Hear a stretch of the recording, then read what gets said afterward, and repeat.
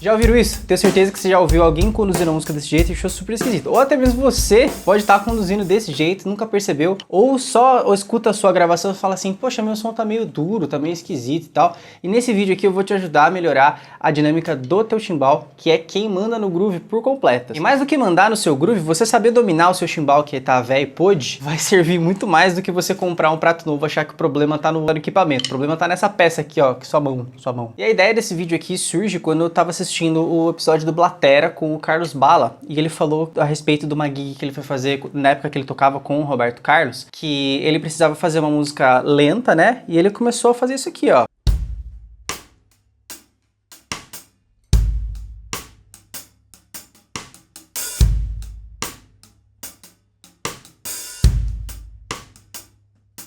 Aí ele falou que o maestro saiu lá da técnica, chegou no ouvido dele e falou assim, ó, Bala, colcheia que você vai ganhar a gig desse jeito. E a gente subestima a colcheia, a gente subestima muito a colcheia, a gente subestima muito a dinâmica do chimbal. E se você não souber dominar o básico, que são essas duas notas aqui da colcheia, quando você passar para semicolcheia vai ficar muito mais difícil de você tentar conciliar alguma coisa. Como eu toquei no começo, vocês viram que eu toquei com uma intensidade lá no alto, sem dinâmica nenhuma, e com um volume muito mais alto do que as outras coisas, né? O chimbal, ele tende a ser uma peça muito estridente do teu kit, e você vai ter que desenvolver uma coordenação com ele para que você consiga tocar mais fraco com a mão direita, e as outras coisas, as outras peças, né, a mão esquerda, o bumbo, você vai ter que controlar para que ele seja um pouco mais alto. Então a sua mão direita, ela vai mandar o tempo todo no volume do teu chimbal, no volume dos teus pratos, né? E nisso a gente começa a entrar nos exercícios que eu queria trazer para vocês hoje, que é para a gente poder dominar o chimbal, dominar as dinâmicas que ele tem e saber as possibilidades que você consegue tirar dentro de duas notas. E para iniciar, você vai começar com a tua dinâmica lá em cima do teu chimbal e tentando cravar bem ele no metrônomo. Aqui eu tô sem canal para poder colocar no metrônomo aqui, não consegui, tô com um sistema meio precário hoje aqui de gravação, mas você vai começar com a dinâmica do chimbal lá em cima, desse jeito que eu comecei no vídeo, só que tentando sincar ele muito bem no metrônomo.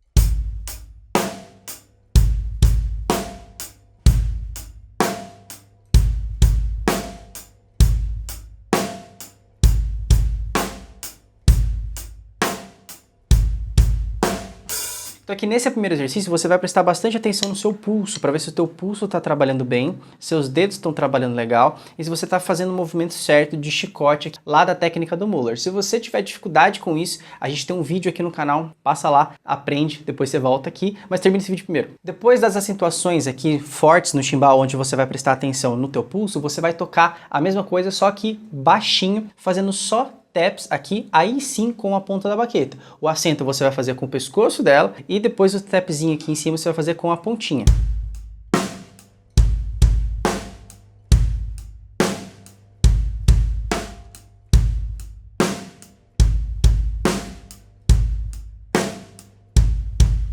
A ideia é fazer o som do chimbal sumir mesmo, sumir na mix, para você saber quais são os seus picos e quais são os seus vales, né? Qual que é o teu ponto mais alto, qual que é o teu ponto mais baixo. Depois disso, você vai trabalhar com acentuação. Você vai acentuar a primeira colcheia, depois você vai acentuar a segunda. E é legal você tentar fazer isso em seguida. Então eu vou fazer 2 compassos de acentuação da colcheia na primeira nota, depois eu vou fazer 2 compassos de acentuação da colcheia na segunda nota.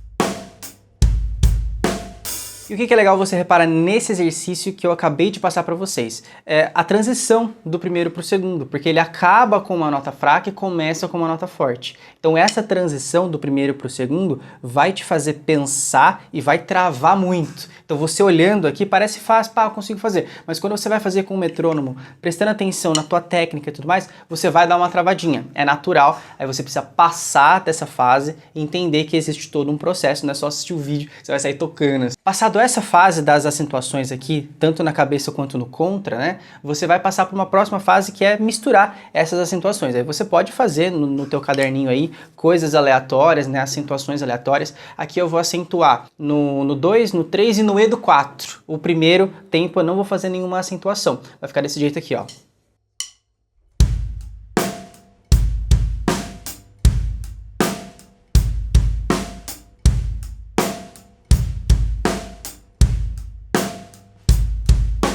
Obviamente que eu estou exagerando bastante aqui na acentuação do chimbal para você perceber essa dinâmica do forte e do fraco. O fraquinho tem que sumir quase na mix e o forte tem que aparecer como realmente uma acentuação, um furo na tua mix, né? Então até aqui a gente pensou nas duas notas em seguida, né? Uma em seguida da outra, trabalhando as acentuações, a primeira e a segunda e depois misturando. Agora a gente vai pensar em uma nota de cada vez. Primeiro a gente vai tocar na cabeça do tempo, depois a gente vai tocar só no E. Então primeiro você vai fazer um compasso só de semínima, depois você vai fazer um compasso só do E da colcheia, né? 1, E2, E3, E4, E, tocando sozinho. Vai ficar desse jeito aqui, ó. Vou fazer 2 compassos de um, 2 compassos de outro pra você acostumar com o som. Fica desse jeito.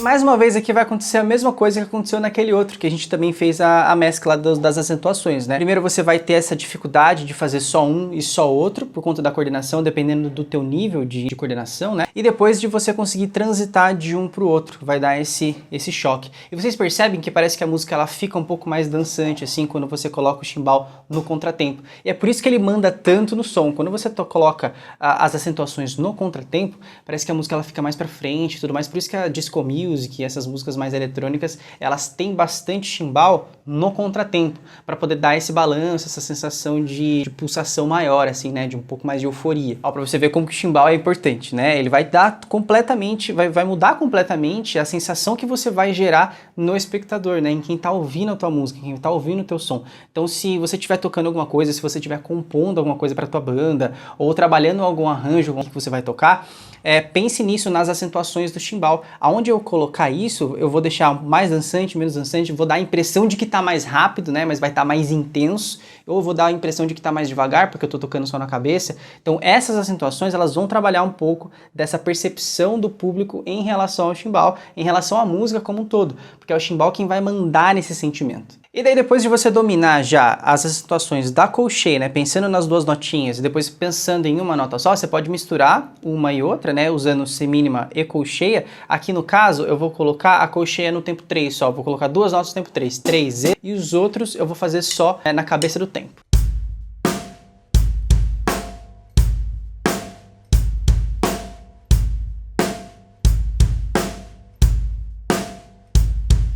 Você pode mover essa duplinha de colcheia também para o tempo 2, para o tempo 1, para o tempo 4. Você pode fazer entre as coisas, né? Eu vou fazer no E do 1 e na cabeça do 2. Eu vou comer o 1, né? Vai ficar tipo assim.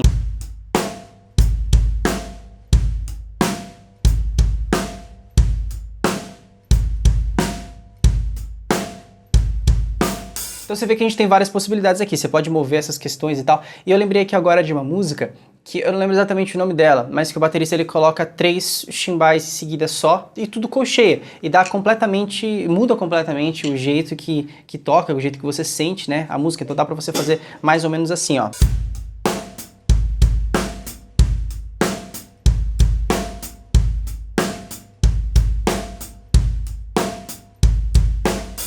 E pegando essa ideia, você consegue deslocar, fazer várias coisas e tal. Então é legal você pegar um caderno, você desenhar as colcheias em cima, fazer um padrão de bumbo 1 e 2, do jeito que eu fiz aqui, né? Tum, tá, tum, tum, tá. Em cima você desenha as 8 colcheias e vai fazendo pontinhos em cima dela para você poder brincar, né? Fala, vou colocar de 3 em 3, aí faz grupinhos de 3 aqui, grupinhos de 3 ali, e vai mudando toda essa percepção. Você consegue fazer uma lista gigante, assim, várias encrencas para você poder passar, para você poder fazer, e com isso você vai trabalhar a tua criatividade, vai trabalhar o teu ouvido, vai conseguir explorar. Então é legal você fazer isso, esse processo mais manual de exploração, né? Em vez de eu chegar aqui e te entregar tudo de mão beijada. Então esse é um trampo que você vai ter que fazer na sua casa, essa pesquisa, né, do chimbal. Se você realmente tá com esse som duro, com esse som embolado, veja as suas gravações, veja como que tá o volume do teu chimbal, vê se você tá realmente conseguindo passar uma intensidade legal e não um volume estridente e tudo mais. Nessa aula aqui eu deixei o volume do chimbal um pouco mais evidente para vocês verem essa diferença entre